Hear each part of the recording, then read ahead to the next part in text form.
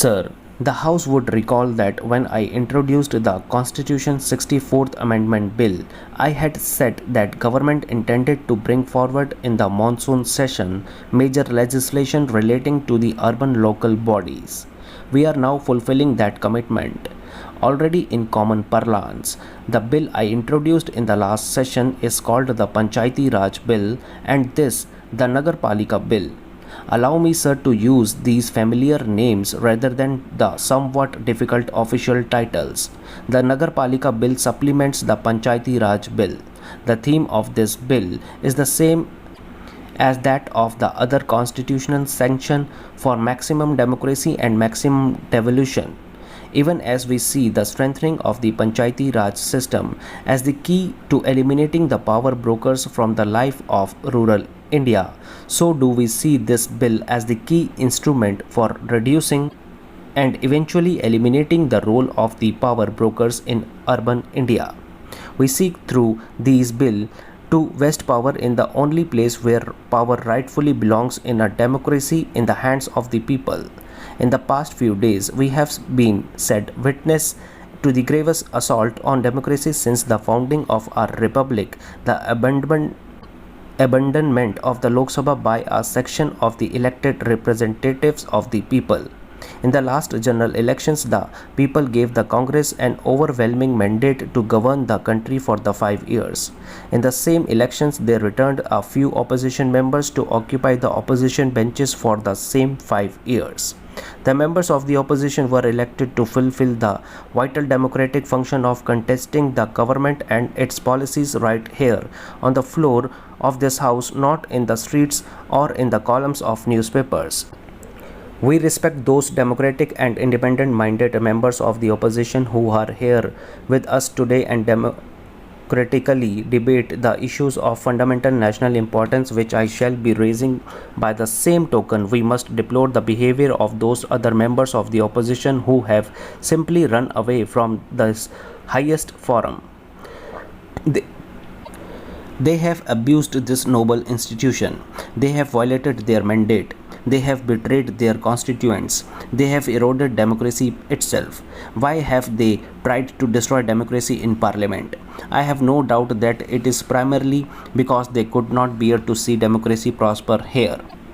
The people will of course consign to the dustbin of history those who have resigned the seats to which they were elected to the present Lok Sabha.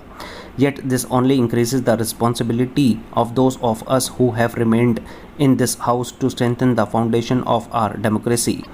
Democracy in parliament and in the state legislatures remains fragile so long as the roots of our democracy do not reach down to the villages and mohallas where the people live. Our constitution detailed the provision for democracy in parliament and in the state legislatures. Therefore, democracy in these institutions has survived very vicissitudes and flourished. However, our constitution did not make democracy in local self-government a constitutional obligation, and so democracy in the panchayats and nagarpalikas has withered at the roots. With these two bills, we shall ensure that the democracy at the grassroots lives. No longer will democracy in local self-government be a passing political pastime.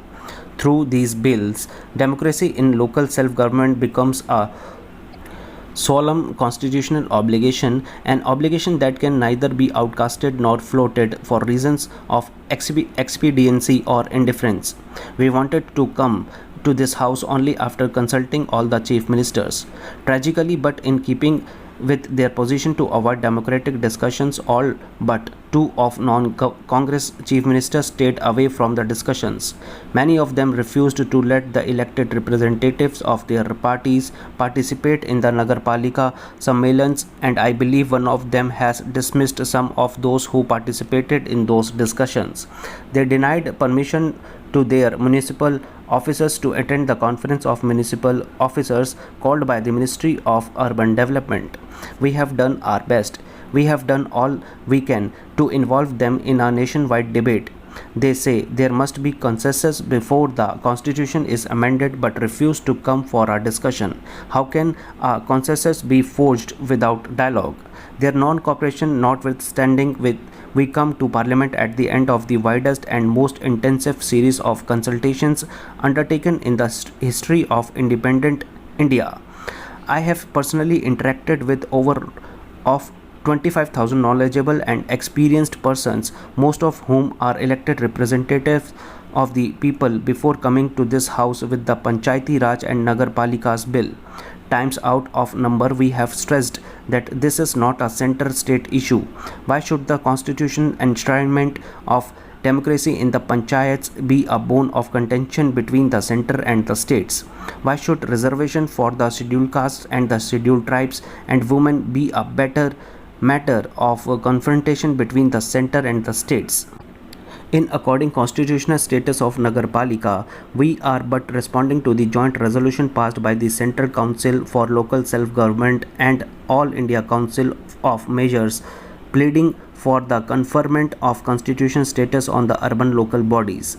Ministers, mayors and other elected representatives of the opposition parties, including political parties represented in this house today and those they have run away, were represented in these bodies, ranging from the CPIM to the BJP and taking in much that lies in between.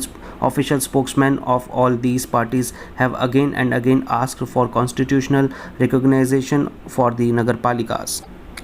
As recently as in their representation of the National Commission on Urbanization in Calcutta Corporation headed by a CPIM mayor argued that a country wedded to grassroots level democracy must bless its local institution with a constitutional status.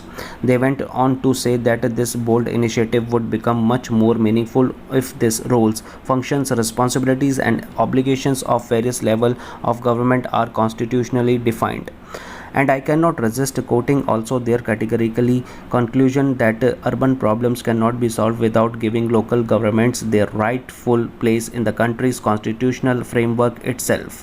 What has happened to change their minds? Let me phrase the question in a different way. What has happened to change their principles? Is it that they are getting too used to the company of those with diametrically opposed ideologies and those with no principle or ideology at all? We have heard the argument that there is no need for a constitutional amendment to bring democracy to the grassroots and endow power to the people. It has been argued that what is needed is political will. I respectfully submit that it takes more political will to amend the constitution than it does pass a municipal law. I would also respectfully submit that our constitutional amendment creates the necessary political will where that will does not exist. There is no place in any of this for a holier than thou attitude. No party in India can claim an unblemished record in local self-government. Equally, there is no major political party in India which has not something to its credit in regard to local self-government. There are some Congress governments that have done better than others, though there are some shortfalls which can be rectified. Equally, there are opposition-run governments which have done sometimes better than others, sometimes worse, indeed sometimes better than their own past record, while sometimes falling short of their past achievement. Our approach to the Panchayati Raj and Nagar Palika bills has been our non-partisan. We have drawn from the experience of all, we are beholden to all.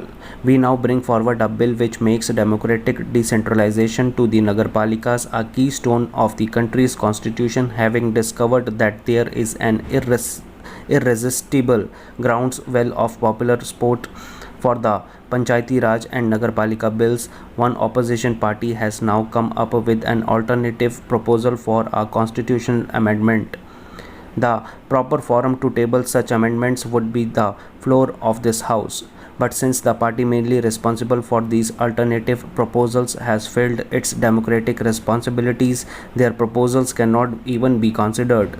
Let us see what has happened in the other house where, in glaring contrast to their behavior here, they cling like fixer to their seats.